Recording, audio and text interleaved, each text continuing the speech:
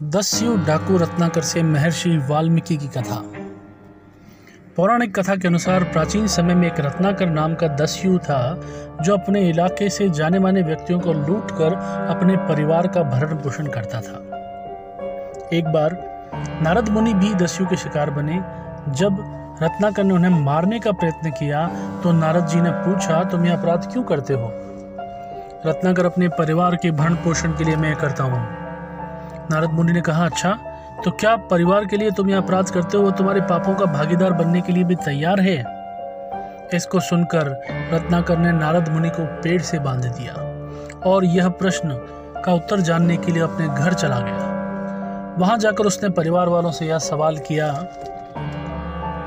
लेकिन उसे यह जानकर आश्चर्य हुआ कि कोई भी उसके पाप में भागीदार बनना नहीं चाहता। घर से लौटकर उसने नारद जी को स्वतंत्र कर दिया और अपने पापों का प्रायश्चित करने की मंशा जाहिर की। इस पर नारद जी ने उसे धैर्य बंधाया और राम नाम का जप करने का उपदेश दिया। लेकिन भूलवश वाल्मीकि राम राम की जगह मरा मरा का जप करते हुए तपस्या में लीन हो गए। इसी तपस्या के फलस्वरूप वाल्मीकि के नाम से प्रसिद्ध हुए और रामायण की महान रचना की। संस्कृत का पहला श्लोक महर्षि वाल्मीकि के जीवन से जुड़ी एक और घटना है जिसका वर्णन अत्यंत आवश्यक है। एक बार महर्षि वाल्मीकि एक क्रौंच पक्षी के जोड़े को निहार रहे थे। वह जोड़ा प्रेम करने में लीन था। पक्षियों को देखकर महर्षि वाल्मीकि न केवल अत्यंत प्रसन्न हुए बल्कि सृष्टि की अनुपम कृति से प्रशंसा भी की। और इतने में एक पक्षी को एक बाण आ लगा जिससे उसकी जीवन लीला तुरंत समाप्त हो गई। यह देखकर मुनि अत्यंत क्रोधित हुए और शिकारी को संस्कृत में श्लोक कहा।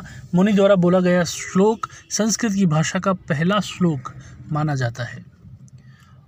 मां निषाद प्रतिष्ठाम त्वमगम शाश्वती समः यत् क्रौचम मिथुनादेकम अवधि काम मोहितम। अरे बहेलिए, तूने काम मोहित मैथुनरत क्रौंच पक्षी को मारा है, जा तुझे कभी भी प्रतिष्ठा की प्राप्ति नहीं होगी। महर्षि वाल्मीकि ने ही संस्कृत में रामायण की रचना की। उनके द्वारा रची रामायण वाल्मीकि रामायण कहलाई। रामायण का एक महाकाव्य है जो श्री राम के जीवन के माध्यम से हमें जीवन के सत्य से परिचय करवाता है, कर्तव्य से परिचय करवाता है। वाल्मीकि रामायण ने भगवान श्री राम को एक साधारण मानव के रूप में प्रस्तुत किया और ऐसा मानव जिन्होंने संपूर्ण मानव जाति के समक्ष एक आदर्श प्रस्तुत किया, वह उन्होंने रचना की। रामायण प्राचीन भारत का सबसे महत्वपूर्ण ग्रंथ है।